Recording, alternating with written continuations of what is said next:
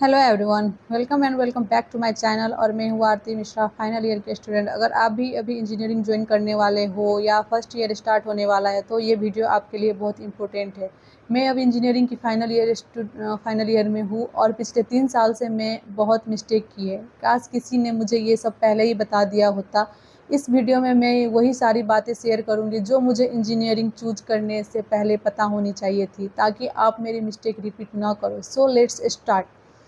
Point number 1, engineering सिर्फ coding नहीं होती।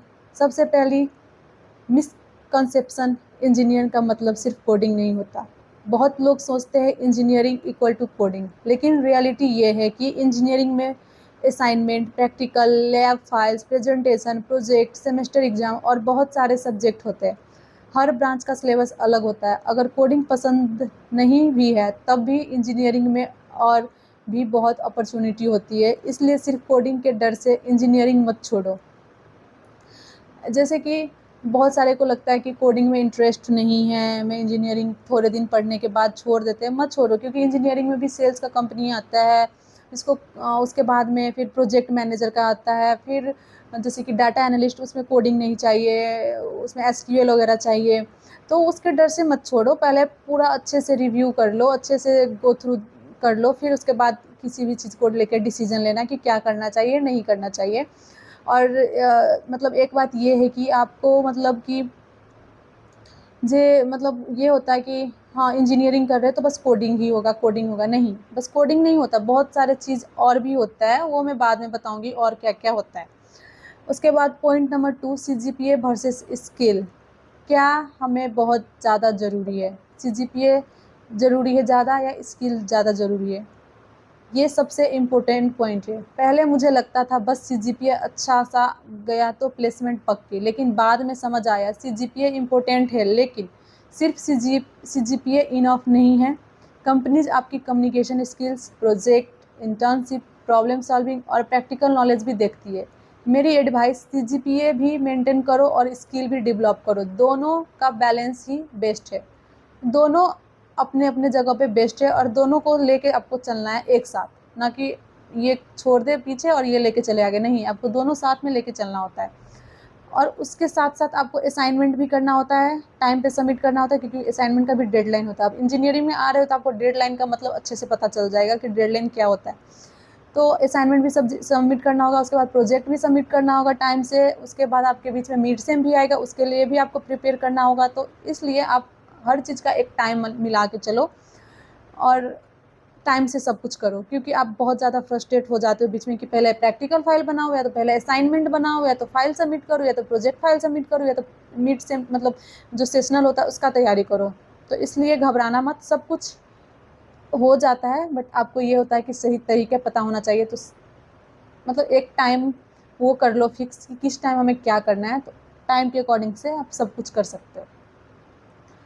उसके बाद होता है point number 3, attendance. Honestly school जैसा नहीं होता। इंजीनियरिंग में अटेंडेंस को लाइटली मत लेना, वो भी स्पेशली एमएमडीयू में। कई कॉलेज में 75% अटेंडेंस कंपलसरी होती है। कई कम अटेंडेंस हुई तो इंटरनल मार्क कट सकते हैं, एग्ज़ाम फॉर्म भी रुक सकता है। इसलिए अननेसेसरी बंक करना कूल नहीं होता।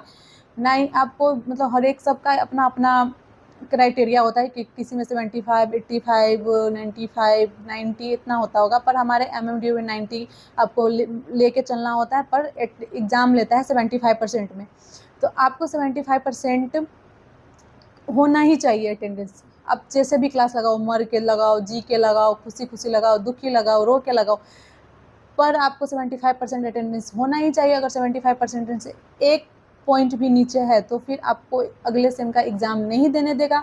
उसके बाद अगर आपको सप्ली आ जाए वो अच्छा, पर डिटेन हो जाए वो नहीं अच्छा, एमएमडीयू में स्पेशली, क्योंकि वो डिटेन होने के बाद आपको उस सेमेस्टर का एग्ज़ाम नहीं देने देता है। जैसे कि एक सब्जेक्ट में हुआ तो एक सब्जेक्ट का आपको नहीं होगा, अगले सेमेस्टर में आपको एग्ज़ाम देना होगा।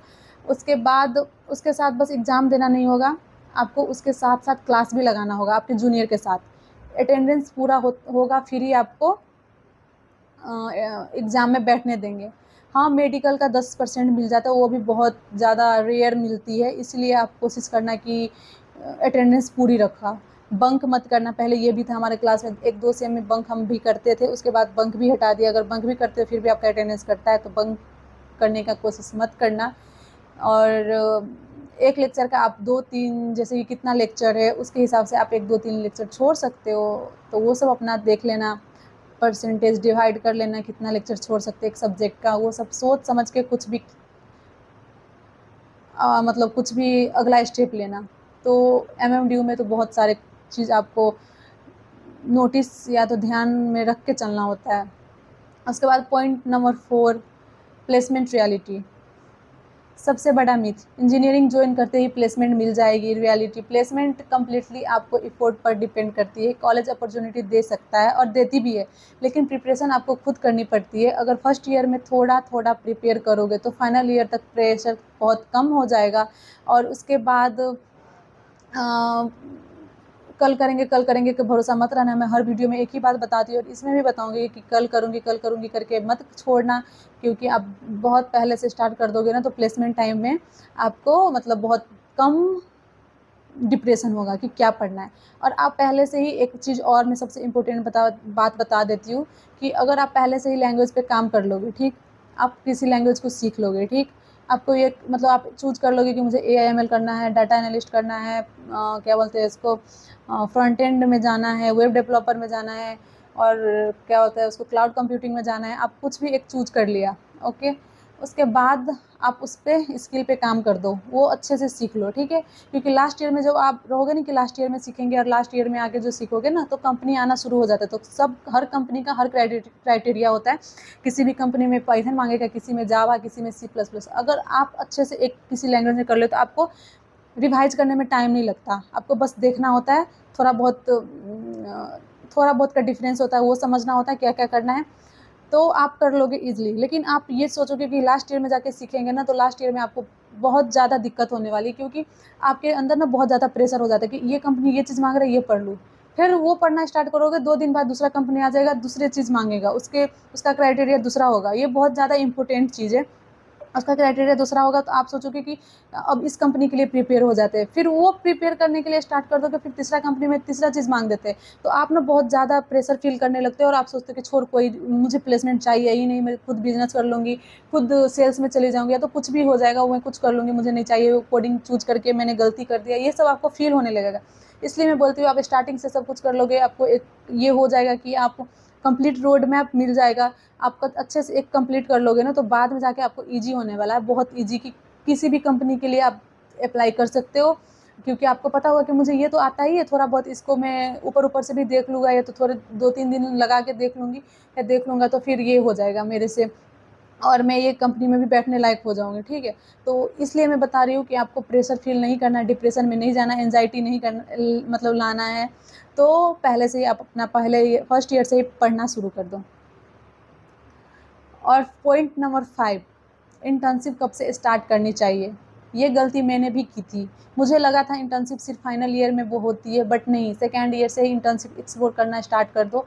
इवन अनपेड इंटर्नशिप भी एक्सपीरियंस देती है और रिज्यूमे स्ट्रांग बन जाता है। अगर आपके पास टाइम है सब कुछ करते हुए भी तो आप ऑफलाइन ऑफलाइन तो बहुत कम पॉसिबल है, ऑनलाइन या तो फ्री या तो अनपेड वाला इंटर्नशिप भी बहुत सारे आपको मिल जाएगा, बहुत सारे वेबसाइट भी ऐसा है, तो आप इंटर्नशिप स्टार्ट कर देना। जितना इंटर्नशिप करोगे आपको एक्सपीरियंस मिलेगा, पैसा ना मिले पर एक्सपीरियंस मिलेगा और आपको रिज्यूमे स्ट्रांग बनाने में बहुत ज़्यादा हेल्प करेगा। तो इसलिए आप इंटर्नशिप स्टार्टिंग से स्टार्ट कर देना। वैसे हमें सेकेंड ईयर के लास्ट में एक इंटर्नशिप करना होता है और एक थर्ड ईयर के लास्ट में एक इंटर्नशिप करना होता है। तो एक जो थर्ड ईयर के लास्ट में होता है वो हमें कॉलेज वाला करवाता है 1 महीने का, और जब हम सेकेंड ईयर में करते हैं तो सेकेंड ईयर में हमें को खुद करना होता है। जो 2 महीने की छुट्टी होते हैं, 1 महीने की छुट्टी है तो उसमें आपको खुद करना होता है, आप कहीं से भी कर सकते हो।